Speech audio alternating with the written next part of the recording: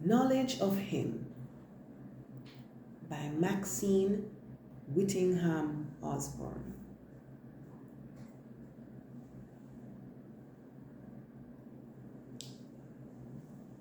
But in your hearts, revere Christ as Lord. Always be prepared to give an answer to everyone who asks you, to give a reason for the hope that you have. But do this with gentleness and respect. 16. Keep a clear conscience, so that those who speak maliciously against your good behavior in Christ may be ashamed of their slander. 1 Peter 3, verses 15 to 16, the NIV. 1 Corinthians 1, verse 18, NIV, says, "For the message of the cross is foolishness to those who are perishing, but to us who are being saved, it is the power of God." We read in 1 Corinthians 1:25, "For the foolishness of God is wiser than man's wisdom, and the weakness of God is stronger than man's strength." Apologetics is a branch of theology that defends Christianity against objections. Christian apologists give reasons for the hope that is within us. 1 Peter 3, verse 15, to help people come to faith in Christ. Let us pray. Heavenly Father, we are gathered on this platform virtually today to glorify your name. Your name is the highest. Your name is the greatest. Your name stands above them all. You alone are God. Your word says those who look to you, their faces are radiant. Our faces radiate today because we look to you. You who lavish your love, your grace, and your mercy upon us, we give you thanks. We adore you. We thank you for this new day. We look to you and to none other. We thank you for each person who is watching this today. Bless each household represented by the people watching this video.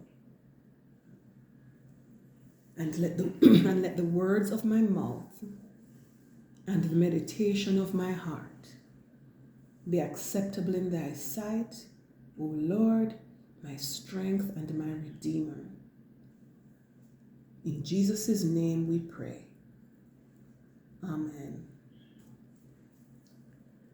True knowledge of God always bears fruit in greater love for God and a greater desire to praise Him. So said Robert Charles Sproul, S-P-R-O-U-L, better known as R.C. Sproul.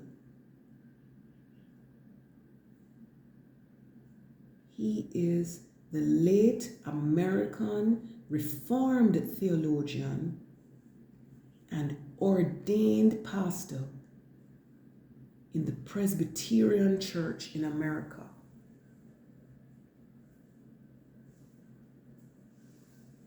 We read in Matthew 22, verses 36 to 37, "Teacher, which is the greatest commandment in the law?" 37.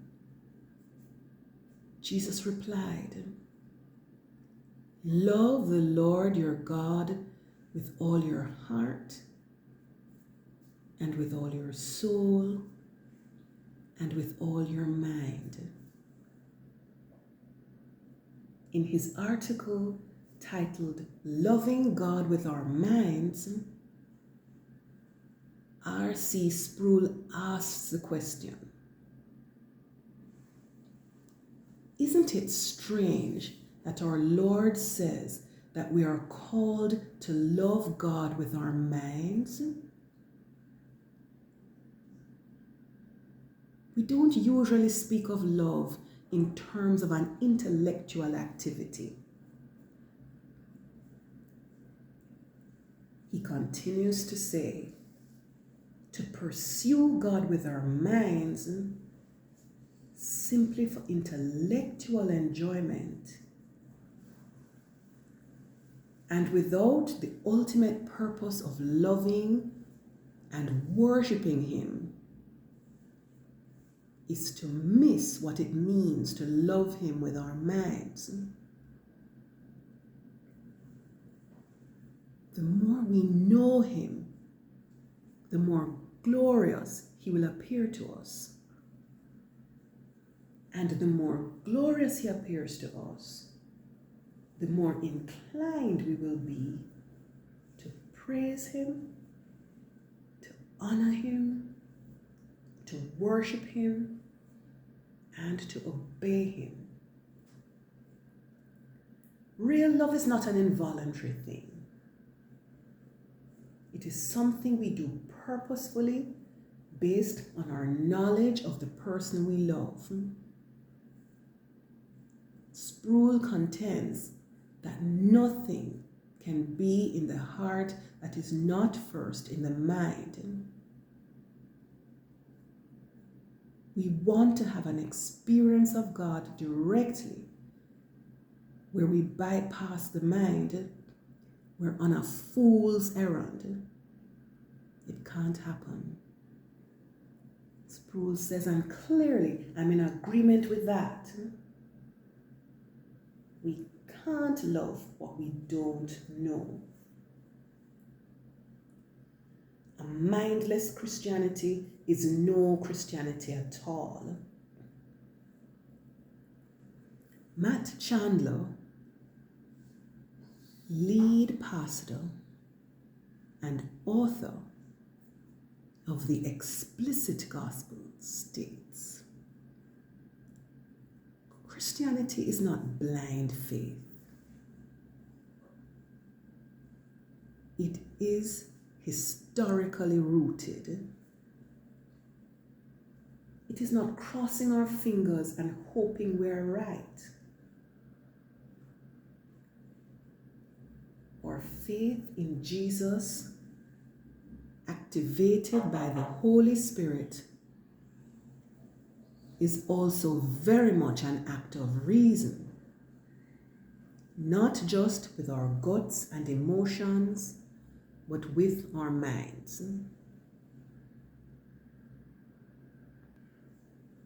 I'm convinced that we are all watching this video because we love the Lord our God with all our hearts and souls.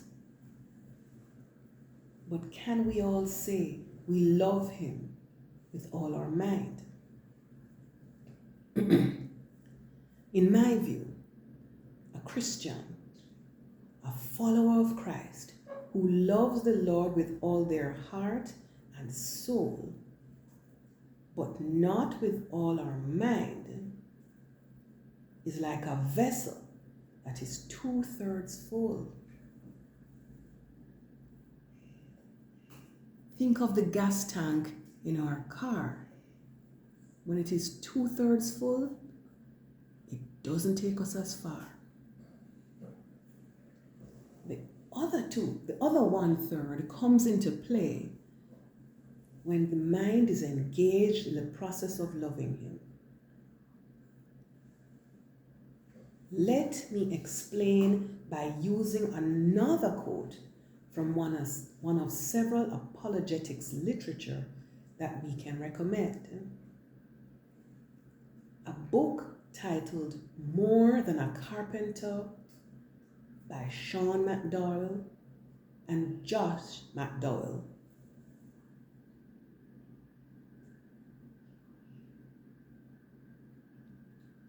In it, the writers declare that the problem with many people is that they seem to love God only with their hearts. The truth about Christ never gets to their minds. We've been given minds enabled by the Holy Spirit to know God, as well as hearts to love Him and wills to choose Him. We need to function in all three areas to have a full relationship with God and to glorify Him. The writer continues, "My heart can't rejoice in what my mind has rejected." McDowell states, "My heart and mind were created to work in harmony together. Never has anyone been called on to commit intellectual suicide by trusting Christ as Savior and Lord." So, what is the evidence for our faith? As Sharon Nash said to me, it is not just what we believe, but why we believe. You see, the evidence of our faith is irrefutable. After reading Lee Strobel's, Strobel, The Case for Christ, I was blown away by the mountain of evidence that demonstrates it's a slam dunk case. Listen to this. The evidence for the reliability of the written documents and for the credibility of the oral testimony and eyewitness accounts of Jesus is nothing short of remarkable. Many atheists, agnostics, and just mere skeptics engaged in mortal combat when they look to the Word of God for themselves in an effort to disprove that Jesus Christ died, He lived, died, and was resurrected. That Jesus Christ is indeed the Son of God and part of the triune Godhead who lives and reigns eternal. If you can, get your hands on a copy of The Case for Christ by Lee Strobel. More Than a Carpenter by Josh and Sean McDowell, and Evidence of Faith, edited by John Warwick Montgomery.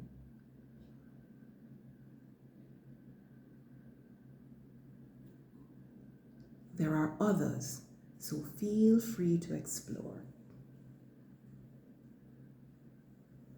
Here are some facts to cause your mind to expand.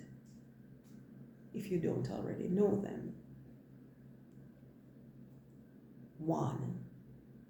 Christian faith is not a blind, ignorant belief, but rather one based on solid intelligence.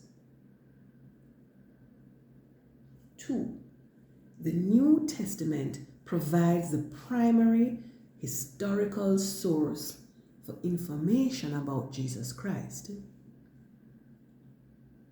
And by the 20th century, archaeological discoveries confirmed the accuracy of the New Testament manuscripts.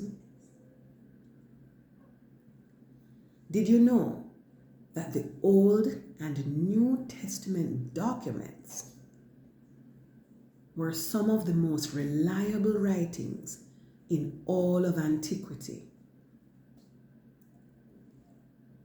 What do you think is the probability that Jesus merely fulfilled the prophecies by accident, to coincidentally fit the prophetic fingerprint? Someone did the math. The probability of just 8 prophecies being fulfilled is 1 chance in 100 million billion. That number is millions of times greater than the total number of people who've walked the planet. 5. Mathematician Peter W. Stoner computed the probability of fulfilling 48 prophecies was 1 chance in 13 trillion. Let that sink in. By the way, Jesus fulfilled 800 prophecies, which means we can't even calculate that. What it means is that when we talk about Jesus, we're talking about a certainty. 6. The odds alone say it would be difficult for anyone to fulfill the Old Testament prophecies. Yes, Jesus and only Jesus throughout all history managed to do it.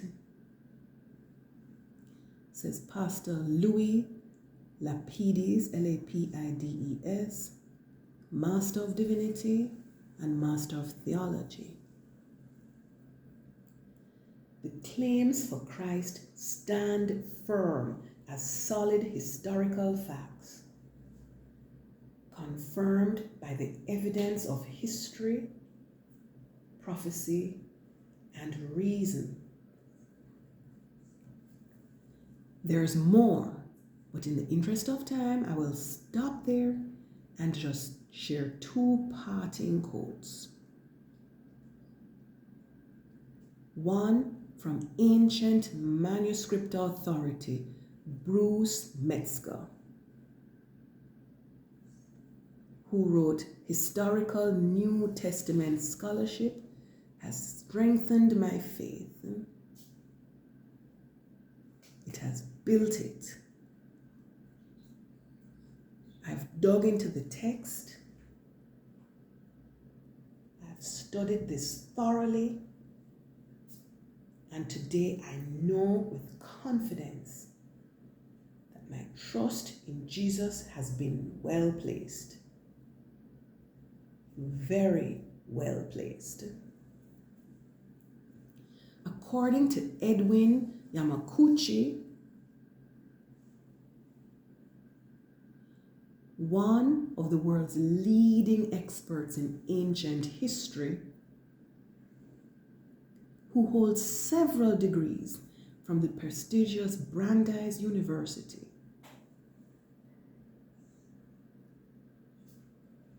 for me, the historical evidence has reinforced my commitment to Jesus Christ as the Son of God who loves us and died for us and was raised from the dead.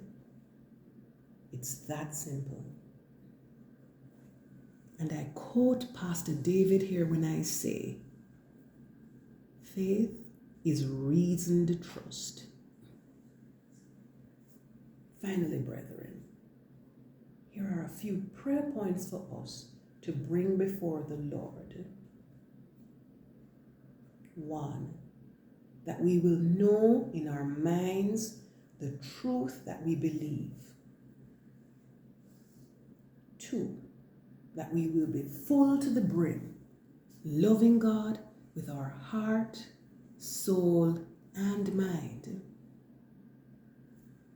3, that God will open the eyes of our understanding, that we can truly contend for our faith. And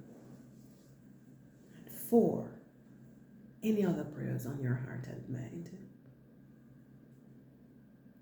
So in benediction, may the peace and love be yours in abundance. Jude 1 verse 2. Go forth and love the Lord with all your heart and with all your soul and with all your mind.